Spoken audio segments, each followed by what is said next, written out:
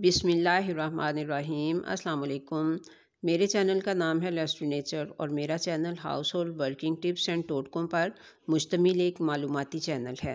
मेरी आज की वीडियो का टॉपिक है बेहतरीन 30 किचन टिप्स एंड टोटके।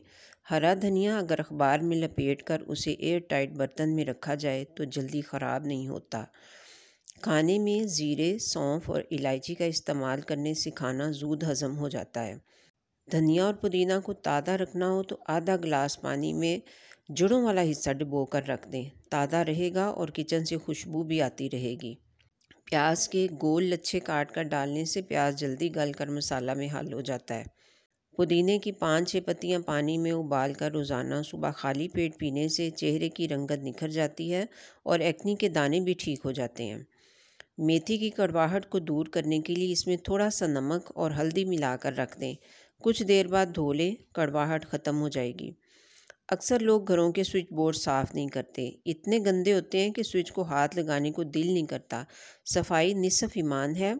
जहां आप घर और घर की दूसरी अशिया को साफ़ करते हैं, वहीं स्विच बोर्ड को भी कभी कभी ज़रूर साफ़ किया करें। स्विच बोर्ड को साफ़ करने के लिए नेल पॉलिश रिमूवर को किसी भी कपड़े या रुई के पीस पर लगाकर साफ़ करें तो वो बिल्कुल नया हो जाएगा। खाना खाने के फ़ौरन बाद हरगिज़ ना सोएं, बहुत सी बीमारियों से बचे रहेंगे।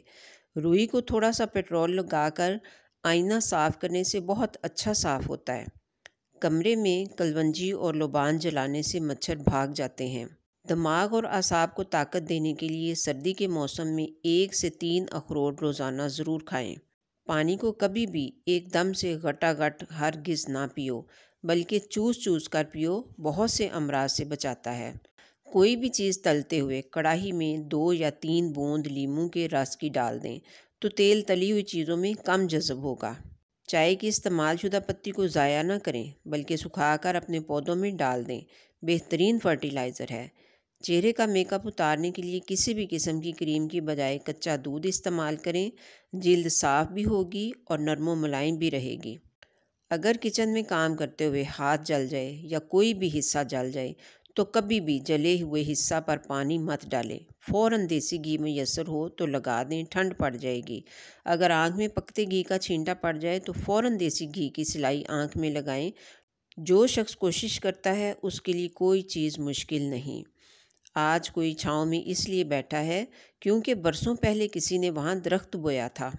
सेब या आलू काट कर रखें तो उनका रंग बदल जाता है। इससे बचने के लिए इनको ठंडे पानी में डालकर रखें और चंद कतरे लेमन जूस डाल दें, रंग ख़राब नहीं होगा। अगर ज़ीरे को कीड़ा लग जाए तो उसे फेंके नहीं, बल्कि अच्छी तरह धोकर साफ़ करके धूप में अच्छी तरह खुश्क करके हल्का हल्का तवे पर भून लें।